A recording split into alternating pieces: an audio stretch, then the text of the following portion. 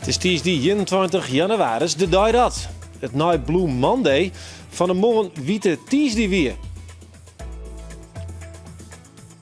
En dat Friesland toch nog een slatieslacht uit de Grenzer eetgasprotesten. En dat wij in Bien praten over de kunstwerken van tatoeëerder Rinto Bekkema.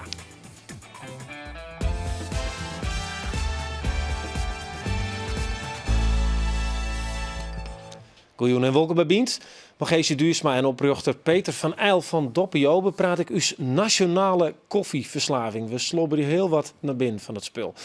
En we binnen bij kunstenaar Petra Knol-Dodij. Zij maken een portret van Amalia, maar haar huid die letterlijk en figuurlijk achter haar staat. Dat gezinsgevoel, zeg maar, dat is heel belangrijk voor hun, voor de Oranjes. En dat zie je ook terug in hoe Amalia opgroeit in het gezin nu. Maar een groot feest in Theater Romein viert tatoeëerder Rinto Bekkema dit weekend dat hij 30 jaar in het vak zit. Hij zette zijn eerste tattoo in de hoerenbuurt van Greens.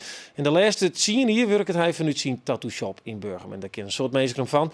Rinto, welkom. Goeie. Voordat we het even hoe de tatoeages die stoos zegt, even naar de actualiteit van Juster. Ik wil even naar een filmpje. Ja.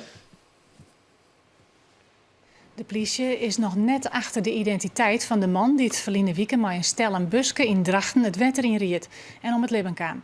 De politie had daarom nog foto's publiceren. De man had een licht tinte hoedskleur en enkele tatoeages. Een daarvan is van de Amerikaanse rockband Dropkick Murphys. Ik van dingen die de man bij hem droeg, liek als sieraden en hoornboeien, had de politie foto's naar boeten gebracht. Ja. Dit wie Juster. Just de Jong. Ja. Voor de nale kwam ik de meesten, de familieleden die herkenden hem erom. Oké. Dat is nog net mooi. Nee, ik heb mij kregen op Gerrit Joe thuis pas dat er iets aan de hand was. En probeer hem te vinden op internet, die foto's, maar hij wil door die ochtend. Ja, want hij komt uit Zoutkamp ook. Hij staat ze set. Komt ze dichtbij? Ik kan ze net zetten. Ze komen maar net bekend. En hier staat het. Het zeggen netjes uit trouwens. Ja, maar hier staat het. Als het dien is en er wie zijn oproep kwam, wat het ook is, en dat lid maar de politie zijn oproep doet. Hier is het dan voor het dadelijk herkend? Ja, het mijn eigen weer wel. Ja. Ja, in Verliezen hebben we in Greens inderdaad wel gauw zien we recherche om door. Die dan meestal voor hier en werd ze inderdaad net van wisten waar die wij kwam. Maar heel vaak winnen natuurlijk boetelanders of zo moeilijk te traceren. Maar wat is dat? Dat is toch gewoon ondertekening. Ja, het is een soort handtekening die is het haast. Weet je wel, qua kleurvoering, qua lijnvoering. Dus dat en voor de horen collega's herken ik het ook wel. Dus, Ja, maar deze wie dus? Nee. Het is heel moeilijk. Kleren. Nou, in ieder geval het slachtoffer is voen. Wij zullen het even over de oorzaken hebben.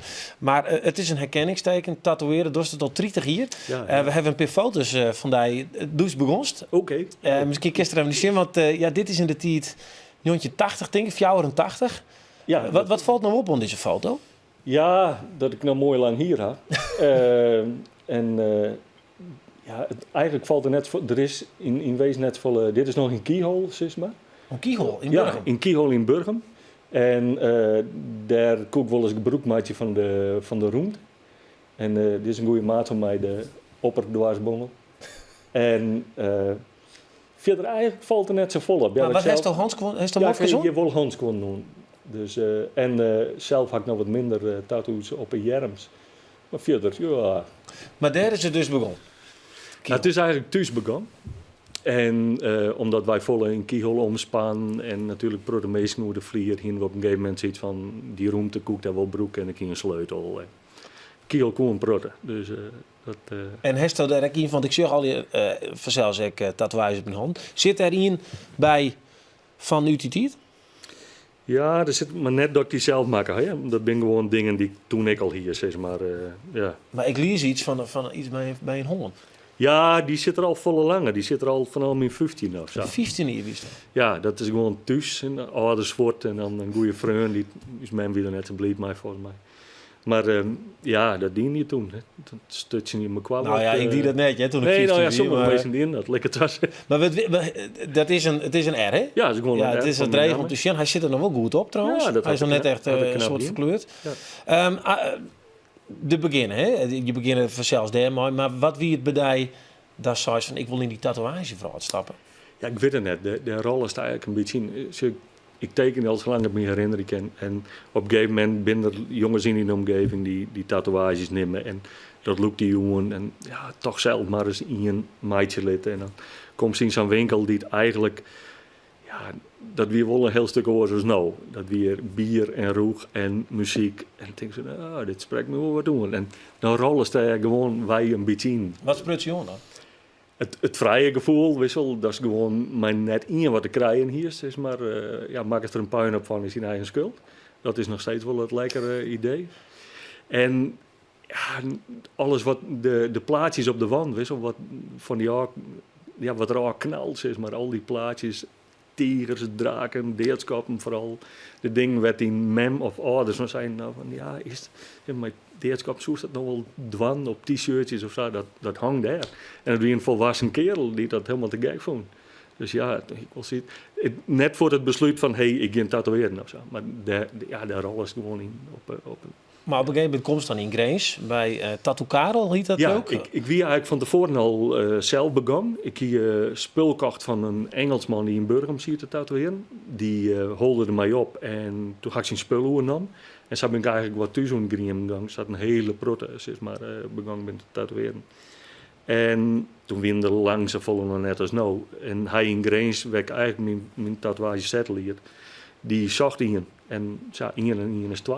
Dus nou bieden de 30 mensen per dag, zeg maar, die tatoeëren. Wie het nou echt een kunst, of hoe ja, nee, het wie eigenlijk meer het vrijgevochtene en de buurt werd het omhangen en de lui die ja, wat wie de hoerenbuurt vanzelf. Ja, we zitten op hoeken van heel de soort hoerenbuurt. anekdotes, denk ik, daar te vertellen. Ja, was gauw wiezer, zeg maar, van een jonkje uit Burgum die daar komt, was gauw wiezer, zeg maar. Ik schrik net zo gauw meer, laat ik het zo maar zeggen. Dan komt ze op een gegeven moment weer naar Burgum daar en ja, die beelden maar we vanzelf ook even zien, daar is tegen ontwerp is. Van de Monkoen weer bij die komen, Ja. al voeren.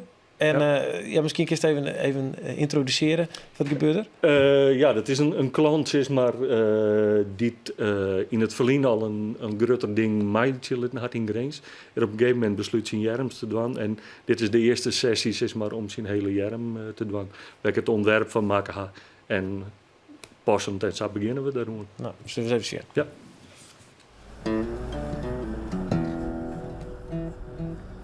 Even kijken of die bloem, zeg maar, hier precies onder komt. Of een beetje meer schuiven, dat niet allemaal in één lijn gaat komen. Maar de opzet, ja, dat is een beetje het leven. I've got an 85 Dodge and no thread on the wheel. Ja, ik maak... I've got $12 left. I got a hole in my pocket. Ik denk dat ik vandaag na een uurtje of 3, 4 bezig zijn. Een beetje afhankelijk van hoe het gaat. Around the corner. Don't even think I haven't thought it. Ik denk dat jij komt ben. I got my thing on it. Ja, zaterdag op het feest komt de GGD eerst langs. Dit is het lastigste van het hele verhaal. Het plakken. Just let me roll. Oké, het bovenste gedeelte. Oh, het lijkt Hans K. Samuel. Sweet devil girl by my side. Dit is niet te vergelijken met de tandarts. Nee, ik zit liever hier eens bij de tandarts. Over het algemeen is het dat vrouwen het invullen, is mijn ervaring, minder vinden. En de boetelijn juist beter handelen kennen. En mijn man krijgt dus om. Die had iets van de boetelijn, ja, dat vind ik zo snijerig. Die vindt het inkleuring wel weer meevallen. Hey ho, let's go. Ja, ben je klaar voor? Got a song in my head. Ik denk dat grote mensen het wel makkelijk instappen terug, beïnvloeden van de media. Het is van heel grote mensen een soort mode-accessoire. En nu is de trend dat als er iemand overleden is, om daar toch iets mee te doen. De namen, datum, neem maar op. Het kan van alles zijn. De leeftijdscategorie is sowieso 18 en werkelijk jong leidt dat oors. 18 hier is voor u echt de bottom line. Dat is juist wat interessant in uw research, uw nijziekwerk. Wat ik wel duidelijk, de beste ruglijnig. Als er iemand komt van seks, maar anders maakt het niks uit, gebeurt net. Nee. Waarom doet dat?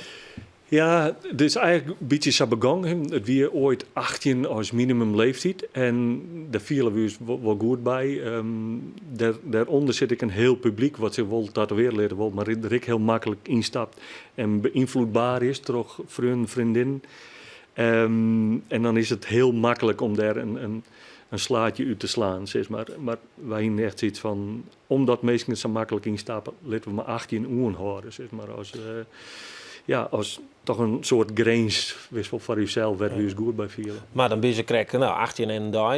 En dan komt een famke en we van denkt, ja, misschien is het eigenlijk wel net echt haar idee. Is het even een rieten? Wat doe je dan? Er zit sowieso een flinke wachtlijst op, voordat mensen moeten beurt binnen. Hoeveel? Dat kan variëren van 2 tot 3 maanden tot misschien wel een jaar. Zo druk heeft ja, het dus. ja, een beetje afhankelijk van wat ze willen, zeg maar. En als mensen heel erg twijfelen, laten we ze eerst wel een huis gaan, goed huiswerk doen. Wat een vereist is dat we, en daar proberen we net mee te skippen, is dat het technisch een goede tattoo werkt. Dus daar wordt nog wel flink op bakkelei, zeg maar. En daar wil ik eigenlijk zo weinig mogelijk concessies in doen. Het idee moet wel van hun wezen, want het is hun lichaam. Maar ze komen bij mij voor een tattoo. En Zullen we eens een voorbeeld erbij pakken? Want dit is hier een voorbeeld van Stof Self-Size. Ja, die ben ik wel heel grutskop. Een bleerde man, maar wat is het, een drakenbreeg? Ja, een flinke draak, zeg maar. Hoe lang bist je mee onderkomen? In het totaal ongeveer oorliers, is maar, ben ik daarmee bezig geweest. En dan maandelijks een sessie van 4 of 5 uren. Maar zo'n man, ik vrees je van, was het echt wel? Nee, Of die man die werd echt wel wat. ja, en die hier al wat meer dan dat is. Maar is dit een keuzwerk? Is dit als een type? Ja, zie je van de dingen waar ik van denk, als ik ergens trots op ben, is het dat. Gewoon, En waarom dan? Ja, omdat als je vol is het probleem net zo, maar dan komen er ook dingen spelen mij. Compositie en door research naar Japanse motieven, wat het beste werkt. Het moet goed hoe het lichaam, het moet goed rennen hoe zijn lichaam, het moet goed passen en wordt alles een beetje op maat. En dat kan soms echt centimeters verschillen. Dat die poort daar net zit of daar zit, dat maakt het een heel verschil. Dus er zit nog wat research achter zit om het goed erin te liggen. Ja, wie iemand tevreden? Ja. Ik tatoeëer hem op het ogenblik wel, alleen het net meer daar, maar dan op een hoop. Ik zie er nog wel wat wiets. Er kan nog wel wat bij. Ja. De grote massa. We zeggen nou dat er al die verhalen binnen televisiestations, wat is het, LA Inc. is, hè? Ja, RTL. Soest er maar dan? Nee. RTL hebben we eigenlijk, of weigeren is een groot woord, maar ben we net op ingang. We hebben het verlengd wel in het programma van Veronica zitten, tattoo en piercing. Maar dat voelt mij al dusdanig hoe het in beeld gebracht wordt. En ik zit van nee, laten we dat alsjeblieft maar net doen. Want het gaat net om de tattoo, het kwaliteit, het gaat om het verhaal. Ja. En ja, dus gaat ik wel om het verhaal. Als dat inderdaad erachter zit, is een goede bekomstigheid, maar het zit net voorop. En in die programma's staat het hard voorop. Zeg maar toch is het zo, door die massaliteit zullen die verhalen wel heel tijd liedsen worden. Ik bedoel, ze zetten een tatoeage daarom. Bedoel je dat verhaal achter een tattoo? Of? Ja, voor sommige mensen moet er eerst eigenlijk wat in hun leven gebeuren, zeg maar, om daarom te herinneren om die tattoo te zetten. Misschien hier het altijd net gebeuren, nooit dienen. En dat vind ik eigenlijk een kwalijke zaak. Zoiets van, ja, misschien was het ik doen om de leuke giet. Is dat ik wel mooi vind. Het hoeft net altijd een dramatisch verhaal van nee, het kan wel een dramatisch verhaal wezen, maar het hoeft er dan net voor te lezen. Het moet net een uithangbord worden van die ellende. En dat is het nou op het ogenblik vaak. Dat een oorzien kent wat van ellende stroom maakt. En dat vind ik een kwalijke zaak. Want hoe het zien hier, als het wat beter in de vel zit, staat het er nog op. Ja. En als dan ergens op het terras zit en iemand zegt van, wat is dat? En maar weer uitlezen dat het, ja, wist net, wat een verhaal achter, maar dat mag zelf uitlezen kennen wanneer je stoer dat was, onwaar het was. Dat vind ik belangrijker dan. Goed geleerd. Hey, doe heeft sneun, grootfeest, sneun en snijn? Ja, sneun en snijn, zaterdag en snijn. Wat gebeurt er? We zitten in Romein. We zitten met 10 tatoeëerders. En ben eigenlijk jongens die het al gerelateerd binnen aan een shop op een of andere manier. Die vaak komen als gasttatoeëerders, goede vrienden.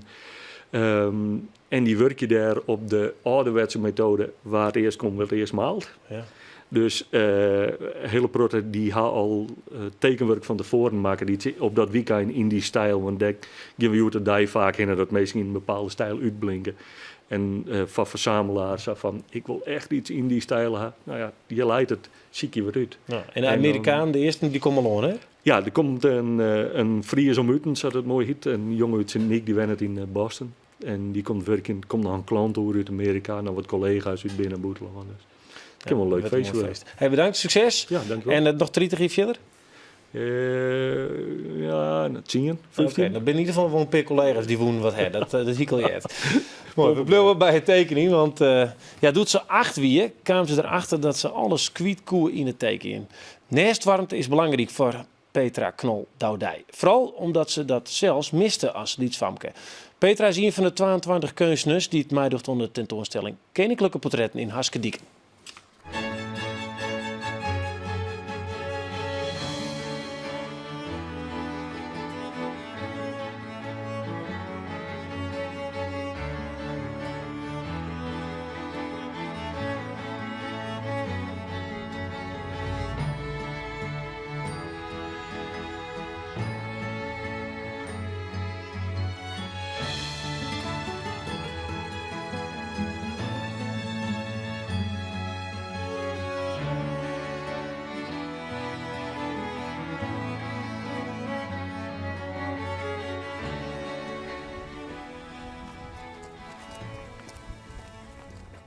Ik had daar gelijk al een beetje een beeld bij van, zeg maar, Amalia met haar vader en eigenlijk het hele pure jonge meisje wat nog helemaal vrij is en vrolijk en open en onder de bescherming van haar ouders vleugels, zeg maar, op te kunnen groeien als een zo normaal mogelijk meisje. Gewoon alles te kunnen beleven wat elk kind beleeft.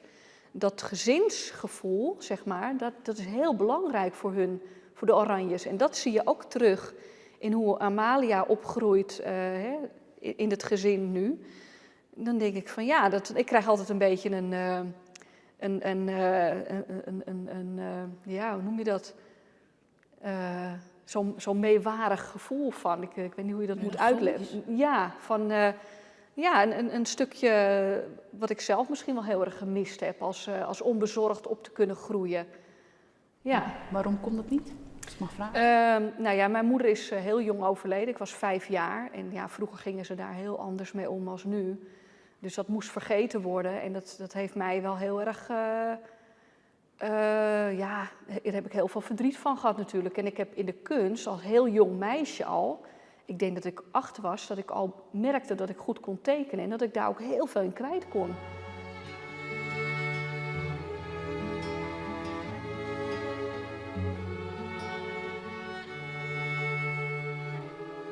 Nu ben ik heel gelukkig natuurlijk.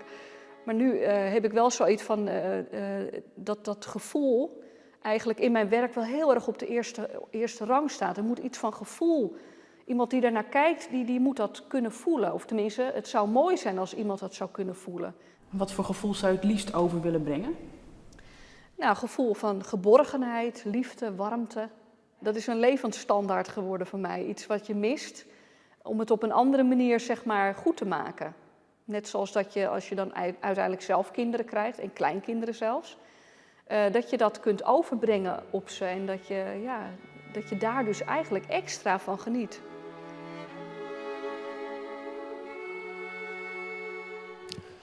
Ja, onder mij Koningsdag binnen de werken nog te zien in de Tjerken en in april in het Willem van Haarden Museum op het Jereveen. En daarna worden de werken veild. Ja, Nederland is weer wereldkampioen geworden. Wereldkampioen koffie drinken dit keer. Nevens een Amerikaans onderzoek wordt er nergens zo volle koffie dronken als in Rusland. Voor ondernemers is dat goed nieuws en een gat in de merk, zelfs in crisistijd dus. En ik praat hierover met Peter van Eyl. Hij is oprichter van Doppio Espresso en uw zakkundige Gees Duursma. Welkom beide. 2,4 bakjes koffie drinken wij thuis. Hoeveel heeft u er gewoon van de morgen? Of je hoort? Ik zit al op 5. 4 bakken. Ja. En ben dat van die liedjes of ben dat van die joekeloekers? Nee, gewoon kopjes koffie. En Ja. doet dat maar filterkoffie of hoe doet dat? Nee, dat is een volautomaat. Dus, Ja, je hebben ja. zelfs. Ja, maar, oké, Ja, dat is- maar gewoon, het mejaars 2 bakjes koffie is wel nodig hoor. En Dan, wat gebeurt er met als je geen koffie drinkt? heb ik goed zagerijn. Ja, hè? Ja. Ja, zonder een kopje koffie beginnen mejaars, dat is een slechte start. 2,4. Van nu wordt hij dat getal dat? Nee, want dat is al jaren zo. volgens mij. Hè. Dus hier krijg ik even door dat. Dus dat is eigenlijk vrij stabiel. Maar ik had wel het idee dat in Amerika van die hele grote sleerten koffie dronken werd. Maar dat is dus net zo. Nou, die drinken Ian. Ian is dan sleert. Hè? En dan is Ja, het ook Ian. Maar goed, ik kan me voorstellen, die koffie is dan meestal net zo lekker. Hè, dat het echt van die slappe hap is.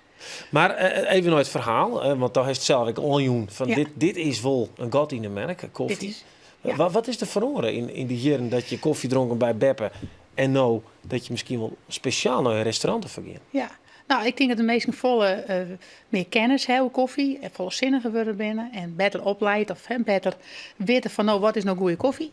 En dus ik en de horeca moet eraan wennen, want je komt dus net met fut maar een simpel bakje filterkoffie. Nee. Al is dat je ik ook wel modern, maar dat is thuis hebben ze de mooiste espresso-apparaten staan. Dus ja, dan kom je net meer met een automaat bakje poederkoffie fut. Nee, Dus ik heb zelfs zo'n apparaat en ik ben er mooi ontklooien. En dat klopt echt. En dan komt het ergens en dan was het goede koffie.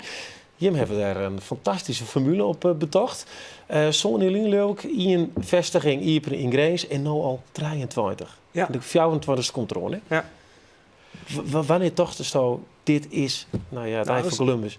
Ik was in Amerika toen ik 16 jaar was. En op high school merkte ik dat je niet thuis bij vrienden afsprak, maar vaak in het openbaar. En dat deed je dan in een café, zoals ze dat dan noemden, of een espresso bar. En ik vond het eigenlijk wel heel aangenaam. Dan had je hoge kwaliteit koffie van een barista. En heel veel kennen Starbucks, maar je hebt daar ook heel veel independents, noemen ze dat. Dus dat zijn lokale spelers. En ik vond het altijd een prachtige ambiance. En ik dacht, waarom is dat eigenlijk niet in Nederland? Dat je zo sociaal afspreekt op zo'n plek waar je ook kan werken met een studiegroepje. En met een beetje internet. Ja, wij dronken thuis bij Zuid en Mem. Of misschien ergens op Squallow. Dat was een We gingen bakje er helemaal filterkoffie. naartoe, Want in de horeca was eigenlijk echt natte horeca. Dan ging je naar een kroeg of naar een restaurant. Maar overdag een bakje koffie drinken in een rustige gelegenheid, dat was er eigenlijk niet. En dat heb ik uiteindelijk meegenomen naar high school. Toen ben ik teruggegaan naar Nederland, ben ik uiteindelijk bedrijfseconomie gaan doen. En tijdens mijn studie hier op de NL in Leeuwarden ben ik dat businessplan gaan schrijven voor Doppio. Ja. Nou, het verhaal is bekend, want je Ja. bent jonge ondernemers. De jonge ondernemersprijs heen woon. Nou, we hoeven er net een heel stuk meer over te vertellen. Dit is het, hè? En dit mag even wel. Dit is een koffie die je in verkeep. Je roept heerlijk. Had je nou een plan hebben, hè?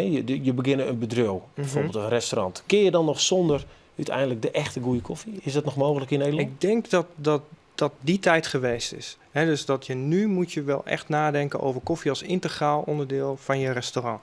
En als je bijvoorbeeld de mensen krijgen een diner en verwachten na het diner ook een goed kopje koffie. En wat we zien is dat eigenlijk doorcijpelt naar de hele branche horeca. Dus waar we in het verleden spraken over echt de specialty espresso bars, zien we nu dat gewone restaurants zich ook achter de oren beginnen te krabbelen. Van is dat niet een mooi belevingsmoment wat we heel erg sterk kunnen verbeteren? Wat is het maar koffie? Kun je dat uitlezen? Waarom hebben we er zo'n gevoel bij?